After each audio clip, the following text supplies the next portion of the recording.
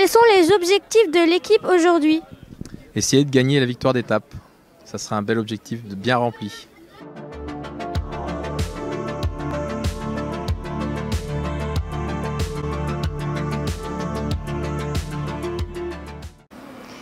Aujourd'hui, vendredi 29 avril 2022, c'est l'effervescence sur la place des Quais de Ploërmel.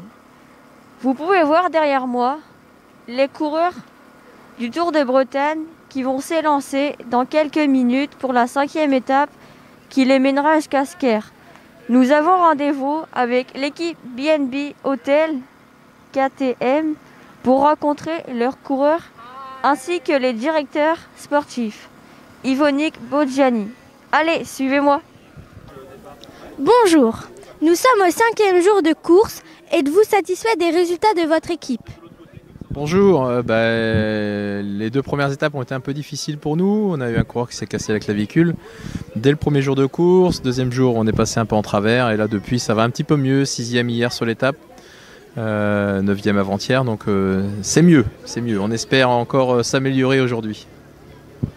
Quels sont les objectifs de l'équipe aujourd'hui? Essayer de gagner la victoire d'étape. Ça sera un bel objectif bien rempli.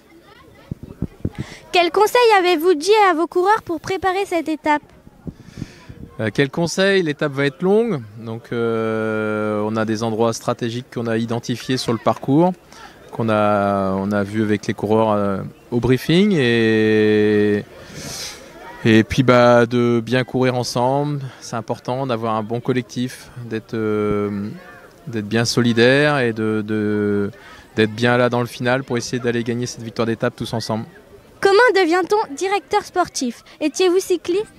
Oui, cycliste amateur pour ma part, mais et après donc dans le cadre de la reconversion, j'ai passé le diplôme d'État d'éducateur sportif des activités du cyclisme qui permet d'exercer dans la profession, et ensuite pour être chez les professionnels il faut passer un diplôme à l'Union cycliste internationale sur un stage de 3 ou 4 jours avec un examen final, et c'est ce qui nous permet d'être directeur sportif sur les courses professionnelles. Merci. Merci. Nous avons également interviewé Axel Laurence, un coureur de l'équipe BNB Hotel KTM. Alors bonjour, comment se sont déroulées les premières étapes de ce tour pour vous? Les premières journées ça a été très compliqué, beaucoup de nervosité, très dangereux, donc c'était difficile de faire sa place. On n'a pas très bien débuté, mais voilà, là petit à petit ça va de mieux en mieux et on commence à retrouver le chemin et on commence à être un peu plus présent. Quel est votre objectif pour l'étape d'aujourd'hui? Aujourd'hui, c'est la victoire d'étape comme tous les autres jours de la semaine. Je pense que tous les jours c'est accessible, donc ouais, victoire d'étape. Est-ce que la Covid a impacté votre entraînement?